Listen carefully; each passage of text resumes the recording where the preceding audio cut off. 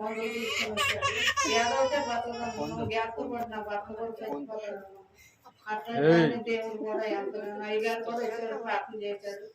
ఆ మెయ్యి లోపలికి వచ్చినాక అభివృద్ధమైన పాలు ఇచ్చింది.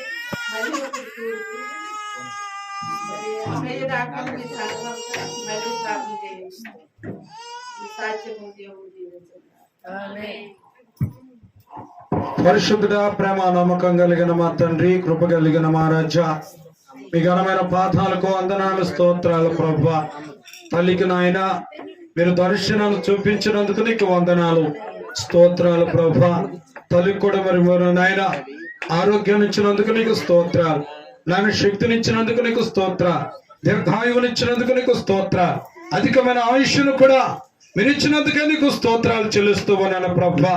ఇదిగో నాయన ఇంకా బలవంతురాలుగా, ఇంకా శక్తివంతురాలుగా, ఇంకా ఆరోగ్యవంతురాలుగా ప్రభా, ఇదిగో నాయన నీ యొక్క చేతుల క్రింద ప్రభా ఉండేటట్లుగా నాయన మీరు నాయన తల్లికి మీరు కృప చూపించండి ప్రభా. ప్రతి విషయంలో కూడా నీ గొప్ప కార్యాన్ని మీరు జరిగించండి ప్రభా.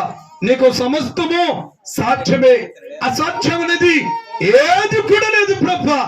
ఆ నాయన పశు విషయంలో కూడా ఆ మేయ రాకుండా ఉన్నట్లుగా నాయన మీరే సహాయకులుగా ఉండండి, మీరే పరమ వైద్యుడిగా ఉండండి ప్రభా.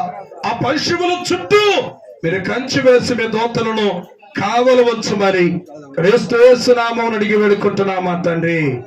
ఆమేన్, ఆమేన్.